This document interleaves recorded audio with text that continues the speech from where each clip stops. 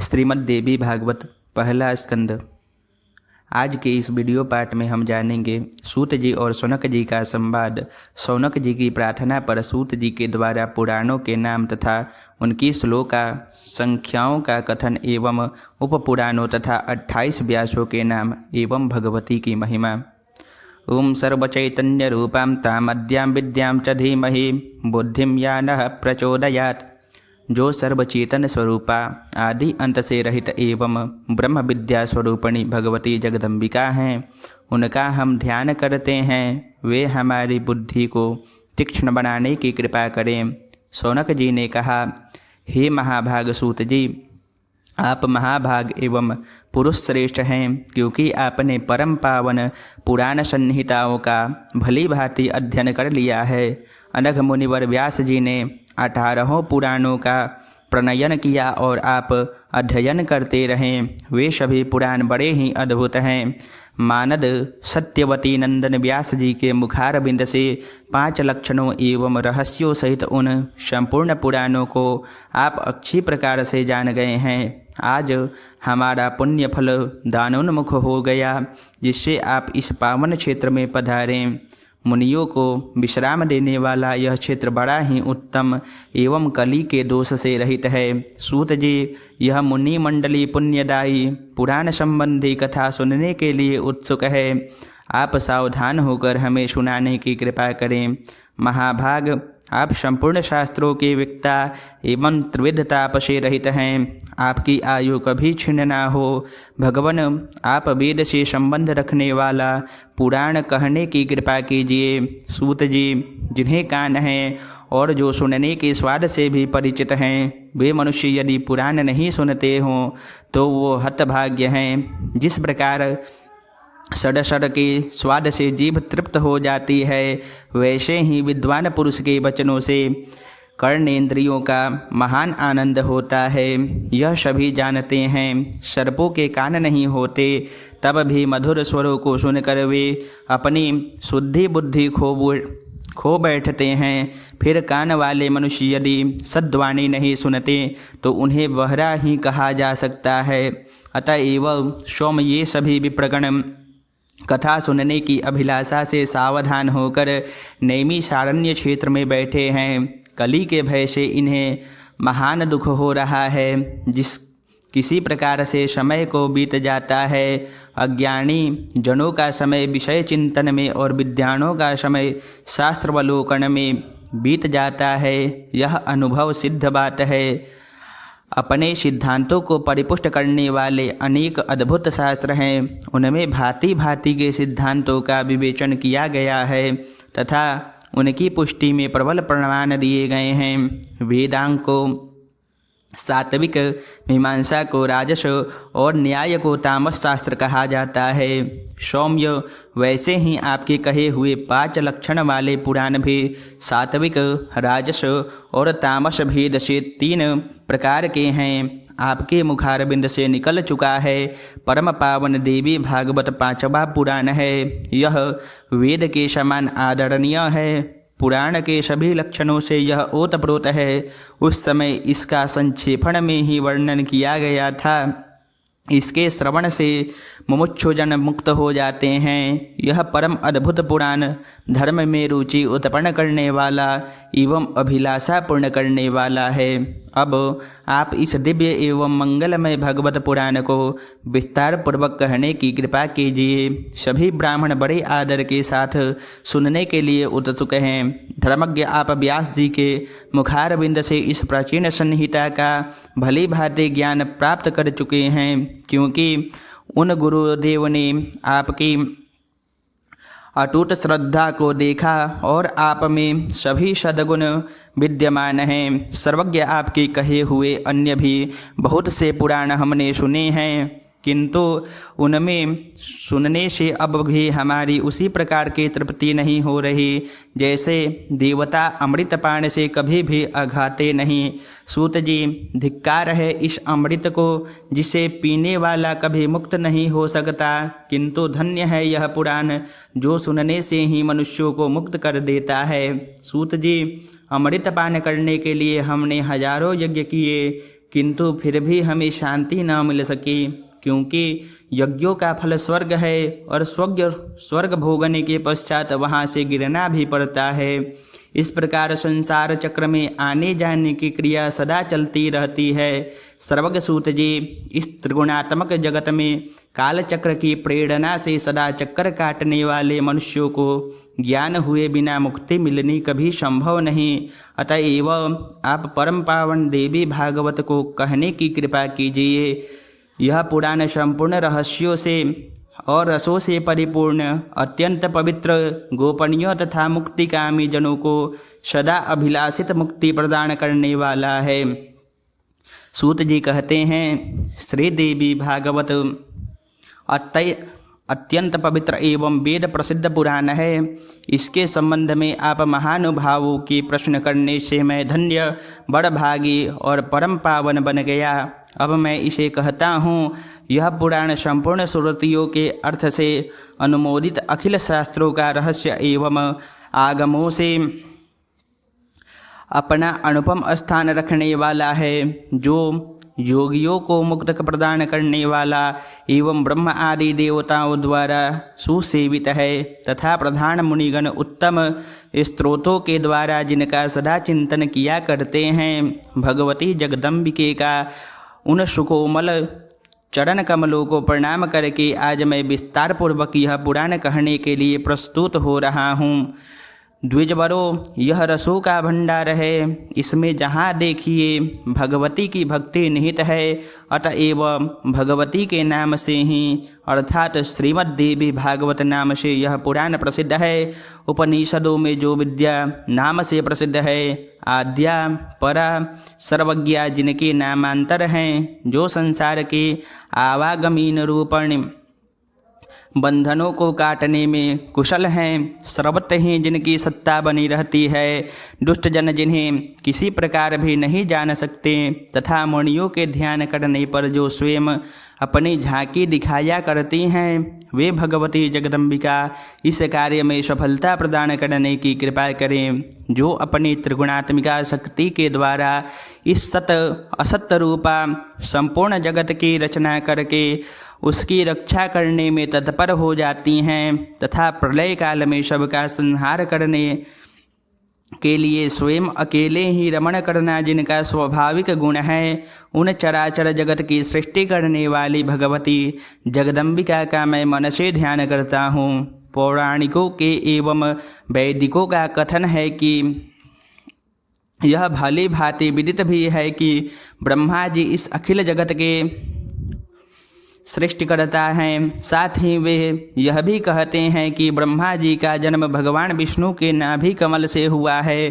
फिर ऐसी स्थिति में ब्रह्मा जी स्वतंत्र सृष्टिकर्ता कैसे ठहरे? भगवान विष्णु को भी स्वतंत्र सृष्टिकर्ता नहीं कह सकते। वे शीशनाग की शैया पर सोए हुए थे, नाभि से कमल निकला और उस पर ब्रह्मा जी प्रकट हुए, किंतु वे श्री हरि तो आधार पर अवलंबित थे। उनके आधारभूत क्षीर समुद्र को भी स्वतंत्र सृष्टिकर्ता नहीं कह सकते, क्योंकि वह रस है। रस बिना पात्र के ठहरता नहीं, कोई न कोई रस का आधार रहना ही चाहिए। अतएव चराचर जगत की आधारभूता भगवती जगदम्बिका ही सृष्टि रूपा निश्चित हुई। मैं उनकी शरण ग्रहण करता हूँ। कमल स्थित ब्रह्मा जी को दर्शन मिले। भगवान विष्णु योग निद्रा के अधीन होकर शयन कर रहे थे। तब उन प्रभु को जगाने के लिए पितामह ने जिनकी स्तुति की थी, उन भगवती जगदम्बिका का मैं शरण लेता हूँ। वे भगवती सगुण निर्गुण मुक्ति प्रदान करने वाली और माया स्वरूपिणी हैं। अब मैं उनका ध्यान करके संपूर्ण पुराणों का कथन करता हूँ। मुनिगण सुनने की कृपा करें। श्रीमद् देवी भागवत सबसे उत्तम एवं पावन पुराण माना जाता है। इसमें 18,000 श्लोक हैं। संस्कृत भाषा में इसकी रचना हुई है। वेद व्यास जी ने सुंदर 12 स्कंदों में इसे सजाया है। पूरे पुराण में 318 अध्याय हैं। प्रथम स्कंद में 20 अध्याय, द्वितीय में 12, तृतीय में 20, चतुर्थ में 25, पंचम में 35, षष्ठ में 31, सप्तम में 40, अष्टम में 24, नवम में 50, दसम में 13, एकादश में 24, द्वादश स्कंद में 14 अध्याय हैं। महात्मा पुरुषों का कथन है कि इस पुराण में इस प्रकार तो अध्याय हैं और 18,000 श्लोक हैं। सर्ग, प्रतिसर्ग, वंश, वंशानुकीर्तन और मनवंतर वर्णन आदि पुराणक विषय 5 लक्षणों में इसमें विद्यमान हैं, जो निर्गुण हैं, सदा विराजमान रहने वाली हैं, सर्वव्यापी हैं, जिनमें कभी विकार नहीं होता, जो कल्याणमय विग्रह हैं, योग से जानी जाती हैं तथा सबको धारण करने वाली तुरीयावस्त्रापन्ना हैं। उन्हीं भगवती का सात्विकी, राजसी एवं तामसी शक्तियाँ स्त्री की आकृति में महालक्ष्मी, महासरस्वती और महाकाली के रूप में प्रकट होती हैं। संसार की अव्यवस्था को दूर करने के लिए इनका अवतार होता है। इन तीनों शक्तियों को शरीर धारण करना है। इसे ही शास्त्रज्ञ पुरुष सर्ग कहते हैं। सृष्टि, स्थिति और संहार का कार्य संभालने के लिए ब्रह्मा, विष्णु और रुद्र रूप से उन आद्य शक्ति का प्रकट होना प्रतिसर्ग माना गया है। चंद्रवंशी और सूर्यवंशी राजाओं के उपाख्यान तथा हिरण्यकश्यपु प्रभृति दैत्य की प्रसंग का वर्णन वंश कहा गया है। शिवायुशंभो आदि प्रधान मनुओं का वर्णन और उनके समय का जो निर्णय हुआ है वह मनवंतर नाम से विख्यात है। फिर उन मनुओं की वंशावली का विशद रूप से वर्णन किया गया है। यह वंशानुचरित हो गया। इन 5 लक्षणों से यह पुराण सुशोभित है। महाभाग व्यास जी ने 1.25 लाख श्लोकों में जिस महाभारत की रचना की है वह इतिहास कहलाता है। महाभारत में ये 5 लक्षण हैं, 4 वेद हैं, 5वां श्री महाभारत है जो वेद तुल्य माना गया है। शौनक जी ने पूछा, हे सूत जी, आप सर्व ज्ञान संपन्न हैं, अब आप यह सुनना चाहते हैं कि पुराण कितने हैं और उनमें कितने श्लोक हैं, विस्तार पूर्वक बताने की कृपा कीजिए। हम लोग कलयुग की कुचाल से डरकर नैमिषारण्य में ठहरे हैं। ब्रह्मा जी ने अपने मन से चक्र निर्माण करके हमें दिया है और कहा कि तुम लोग इसी के आश्रय में रहो। साथ ही हम सब लोगों से यह भी कहा कि इस चक्र के पीछे पीछे जाओ, जहाँ इसका हाल गिर जाए वह स्थान परम पावन है, वहाँ कभी कलयुग का प्रभाव नहीं पड़ सकता। अतः जब तक फिर सतयुग नहीं आ जाता तब तक तुम्हें वहाँ ही रहना चाहिए। तब हमने ब्रह्मा जी की आज्ञा सिरोधार्य करके वहाँ की बातें सुनी और संपूर्ण देशों को देखने वाली इच्छा से तुरंत चल पड़े। यहाँ आकर सबके सामने इस चक्र को घुमाया। इसके अरे चारों ओर घूमने लगे। जहाँ इसकी नेमी हल गिर गया वह परम पावन स्थान नैमिषारण्य कहलाने लगा। कली की ढाल यहाँ नहीं गलने पाती, अतएव कली काल से डरे हुए मुनियों, सिद्धों और महात्माओं के साथ लेकर मैं यहाँ ठहरा हूँ। सतयुग न आने तक किसी तरह कालक्षेप हो रहा है। सूत जी, इस समय भाग्यवश आपका दर्शन हो गया। अब आप वेद से संबंध रखने वाले पावन पुराणों की कथा कहने की कृपा कीजिए। सूत जी, आपकी बुद्धि बड़ी विलक्षण है। सभी लोग आपके मुखारविंद से कथा सुनने के लिए उत्सुक हैं। अब हमारे कोई दूसरा कार्य नहीं है, हमने मन को एकाग्र कर लिया है। सूत जी, आप दीर्घ काल तक वर्तमान रहें, कभी भी दुख और संताप आपके पास न आ सके। अब आप पुण्यमय एवं कल्याणकारी देवी भागवत सुनाने की कृपा कीजिए। इसमें धर्म, अर्थ और काम इन तीनों का विस्तार पूर्वक वर्णन है। ब्रह्म विद्या भी कही गई है। फिर उसकी जानकारी हो जाने पर तो मोक्ष ही सुलभ हो जाता है। सूत जी बोले, मुनिवर, व्यास जी के मुखारविंद से निकली हुई यह परम पावन कथा मन को मुग्ध कर देती है। इसे सुनकर हमारे कान अतृप्त ही बने रहते हैं।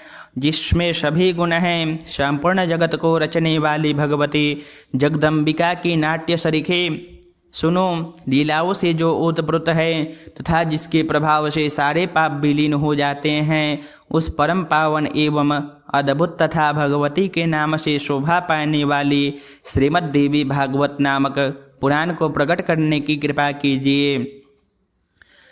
सूत जी कहते हैं, मुनिवरों सुनो, सत्यवती नंदन व्यास जी के मुखारविंद से मैंने जितने पुराण सुने हैं उनका आनुपूर्वी तुम्हारे सामने उल्लेखन कर चुका हूँ। मत्स्य, मार्कंडेय, भविष्यत, भागवत, ब्रह्म, ब्रह्मांड, ब्रह्मवैवर्त, वामन, वायु, विष्णु, वाराह आदि इन नाम के 18 पुराण हैं। पहला मत्स्य पुराण है, इसमें 14,000 श्लोक हैं। अत्यंत अद्भुत मार्कंडेय पुराण की श्लोक संख्या 9,000 है। तत्वदर्शी मुनिगणों ने भविष्य पुराण की श्लोक संख्या 14,500 गिनी है। पुण्यमय श्री भागवत में 18,000 श्लोक हैं। ब्रह्म पुराण की श्लोक संख्या 10,000 है।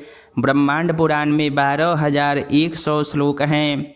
18,000 श्लोकों में ब्रह्मवैवर्त पुराण पूरा हुआ है। शौनक जी, वामन पुराण में 10,000 तथा वायु पुराण में 24,600 श्लोक हैं।